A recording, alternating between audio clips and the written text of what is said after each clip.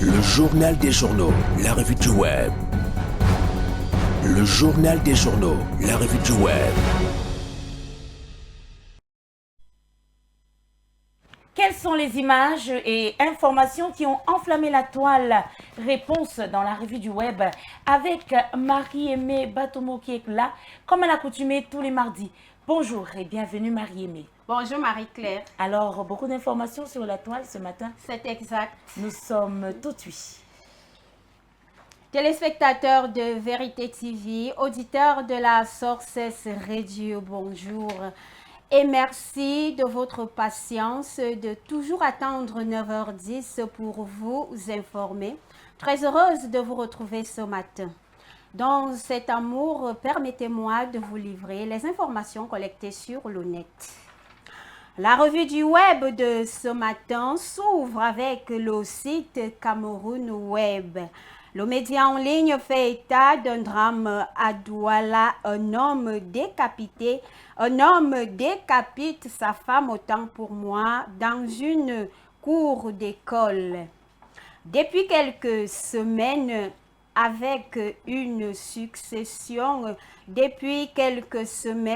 le Cameroun vit une succession de crimes, les unes aussi horribles que les autres. La dernière date d'hier, lundi 23 février 2026, dans le quartier CCC de la capitale économique du pays, selon les informations recueillies par la rédaction Cameroun Web. Le suspect a tué une femme présentée comme sa compagne qui tentait de lui échapper en cherchant refuge dans l'enceinte de l'établissement. Armé d'une machette, il a forcé l'entrée de l'établissement avant de lui trancher le cou. Avec l'intention de sauver la victime, une autre femme est intervenue, mais elle a été grièvement blessée par l'assaillant. Plus de détails sur le site. Dans la même ville, dans la ville de Kribi, la même plateforme en ligne fait état d'un drame macabre. Un gardien de prison abat sa copine militaire et se donne la mort. En effet, dans la soirée du dimanche 23 février 2026 à Kribi, le nommé Eba, puisqu'il s'agit de lui, gardien de prison, a abattu sa copine militaire Enama Marie avant de retourner l'arme du crime contre lui-même. Selon des sources, l'homme qui avait quitté sa femme pour sa victime n'avait pas supporté que celle-ci entretienne une liaison avec un autre homme. Plus de détails sur le site. Les crimes se suivent, se ressemblent pratiquement chaque jour au Cameroun depuis l'année 2026. Mais nous poursuivons notre revue du web avec le même site.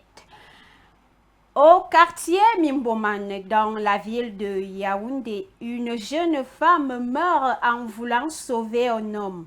Hier, au quartier Mimboman, Marianne faisant la lessive lorsqu'elle a aperçu un garçon transportant du ciment vers la maison familiale en chantier, a été témoin d'une scène choquante. Le jeune homme, en contact avec un câble électrique traînant sur les lieux, s'est fait électrocuter. Ces cris, selon Jui Mento, ont attiré l'attention de Marianne qui a accouru pour lui porter secours. Hélas, ses mains étaient mouillées par l'eau de la lessive.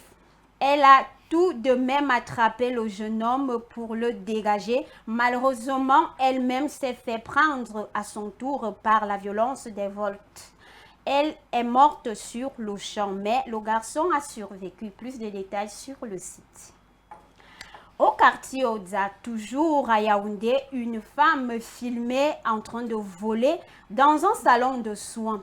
Selon le site, la femme est entrée dans le salon et volé 2 téléphones ainsi que le porte-monnaie de la gérante contenant de l'argent. Elle ne savait pas qu'elle avait été filmée par une caméra de surveillance. Plus de détails sur le site. Le même site titre ce matin, le DG offre l'ambulance de l'hôpital à son cousin pour ses courses. La dénonciation est faite par le lanceur d'alerte Boris Berthold. Selon lui, depuis janvier 2025, l'hôpital régional de Kousséri avait bénéficié de l'acquisition d'une nouvelle ambulance flambant neuve, moderne, entièrement équipée pour les urgences médicales, fruit d'un partenariat avec le ministère de la Santé et le SWET pour améliorer la capacité d'intervention médicale, n'a malheureusement pas été mis au service de l'hôpital. Le directeur de l'hôpital aurait remis la clé du véhicule à son cousin pour ses courses personnelles et ses voyages. Le véhicule en question, reconnu par l'hôpital, continue toujours à faire des références entre Kousséri et N'Djamena. Par ailleurs, l'hôpital utilise toujours l'ancienne ambulance qui date de 2008. Plus de détails sur le site.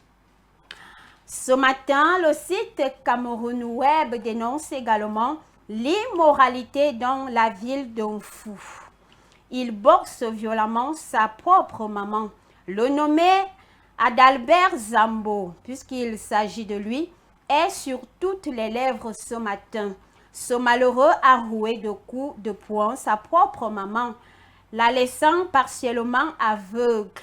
Les proches de la famille font savoir que l'individu se revendique d'être le chef de famille et torture sa maman au quotidien. Plus de détails sur le site.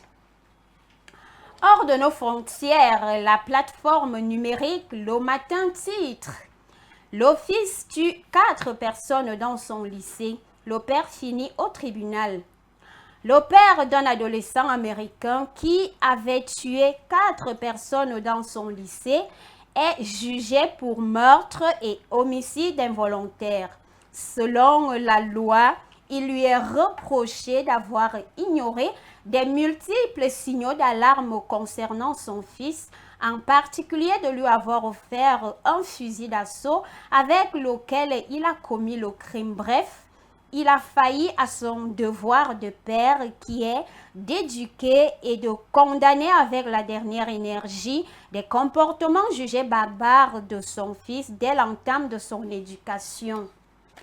Goldgray, âgé de 14 ans à l'époque, avait tué 2 enseignants et 2 élèves en septembre 2024 dans son établissement à Winder, à environ 70 km du nord-ouest d'Atlanta. Il avait également fait 9 blessés. Son père, Collins Gray, 55 ans, a été arrêté, inculpé lui aussi. Il a donc été jugé lundi pour meurtre et homicide involontaire. Plus de détails sur le site. La revue du web de ce matin se referme avec le même canal numérique.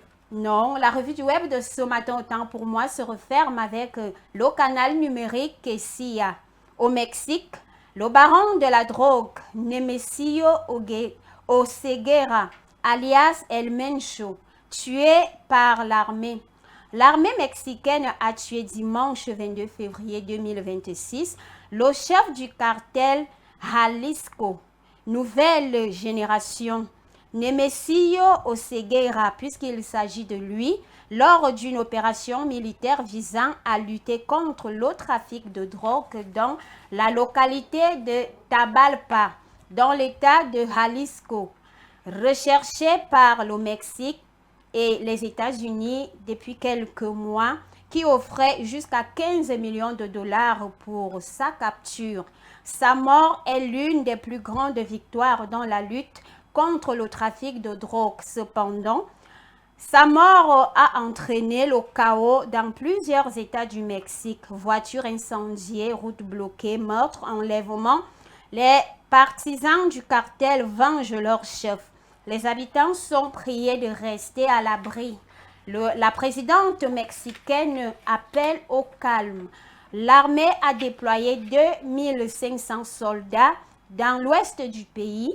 7000 soldats depuis dimanche sont stationnés dans l'état de Jalisco pour renforcer la sécurité, a annoncé le ministre de la Défense, Ricardo Trebia, hier lundi dans un communiqué. Plus de détails sur le site. Tout est bien qui finit bien, charmant public. Je prends congé de vous. Veuillez consulter les sites en question pour plus de détails. Je vous reviens lundi plus forte que jamais. Quant à vous, prenez soin de vous. Un nouveau jour, de nouveaux défis. Plus de prudence. Demain, retrouvez Clément Tsouni. Marie-Claire, c'est tout pour ce matin. Marie-Aimée, merci de nous avoir totalement bénis avec cette information, cette actualité